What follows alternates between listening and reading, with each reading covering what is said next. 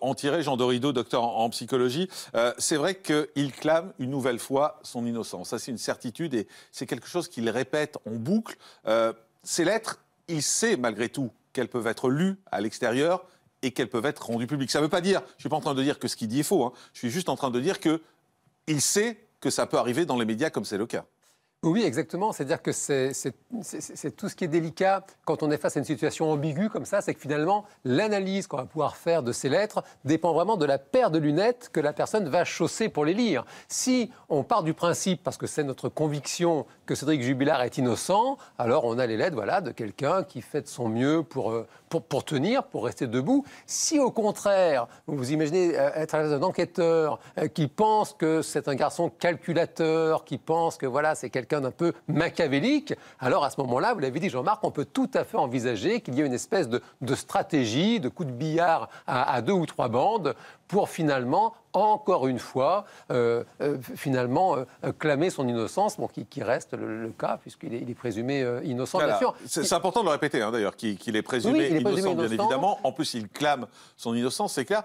Moi, parfois, quand je lis ces lettres, je me dis, s'il est vraiment innocent, ce qu'il est en train de vivre, c'est une horreur totale. C'est une horreur totale. L'homme a perdu sa femme, l'homme est en prison, il est jeté en pâture partout. Beaucoup le présentent déjà et ne prennent pas autant de précautions que nous et le présentent déjà comme le coupable. Psychologiquement, c'est quasi impossible de tenir.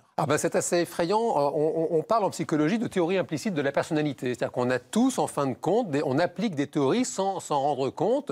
On applique des théories implicites de la personnalité. C'est-à-dire qu'on se fait une idée sur très très peu d'éléments de la personnalité globale. Et c'est terrible pour Cédric Jubilard. On pourrait dire, avec des guillemets, qu'il a un peu la tête de l'emploi. C'est un garçon qui est très dur. On le voit là, pour tenir dans ces conditions, vous l'avez dit, il faut vraiment être très très dur. On sait que c'est quelqu'un qui est très colérique dans la vie, qui est assez narcissique, c'était quelqu'un de très sauvage. Et donc ce qui est terrible, c'est qu'effectivement, même l'opinion publique, manifestement, l'a déjà effectivement condamné, alors que, comme vous le dites, effectivement, Jean-Marc, si effectivement il est innocent, ce qui est le cas pour le moment, il est présumé innocent, il vit quelque chose de dramatique, privé de ses enfants, privé de sa nouvelle compagne, dans le deuil, le chagrin d'avoir perdu son épouse Delphine, c'est vraiment une épreuve évidemment qu'on ne peut souhaiter à personne. Et ce qui est terrible pour lui, c'est que si beaucoup le pensent coupable, c'est parce qu'il y a le précédent de Jonathan Daval. Et ça, finalement, ça nous a tous tellement marqués. Et quand je dis nous, c'est y compris les médias. Parce que tous les médias, on était au chevet de Jonathan Daval en disant « le pauvre, il a perdu sa compagne ». Et du coup, on regarde au fond cette affaire Jubilard avec nos lunettes. Et vous parliez de lunettes tout à l'heure en disant « ça dépend avec quelles lunettes on regarde ». Mais on les regarde tous avec nos lunettes Daval. En se disant « ah ben ça doit être encore un Jonathan Daval ».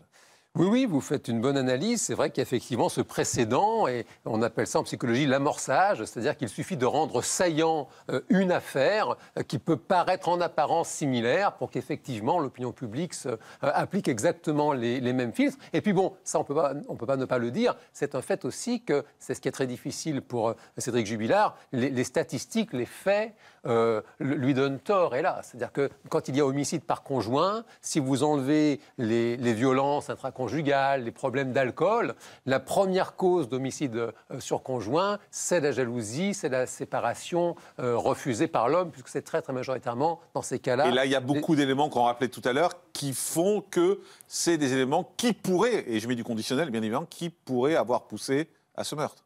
C'est-à-dire que oui, et puis il y a cette mise en examen, c'est-à-dire que ça date du mois de juin maintenant, et c'est vrai que bien des analystes disaient à cette époque-là, s'il y a une mise en examen, c'est très très certainement que le procureur doit avoir des biscuits, comme disent les enquêteurs, et que donc, ça y est, il prépare le coup suivant. Là maintenant, c'est vrai que ce qui est assez étonnant, c'est qu'il n'y a rien de nouveau, et vous l'avez dit, c'est vrai que c'est quand même... on ne peut qu'être choqué quand même de ce père de famille présumé innocent qui se retrouve, là c'est Maître Laure-Alice Bouvier qui en parlera mieux que moi, qui se retrouve en détention provisoire. On se demande bien quelle menace, quelle entrave à l'enquête ça manifesterait s'il retrouvait ça. Alors ça, bon, on peut se dire que comme on n'a pas non plus retrouvé de corps, le fait de le laisser en liberté, enfin, il y a plusieurs éléments qui peuvent s'y opposer.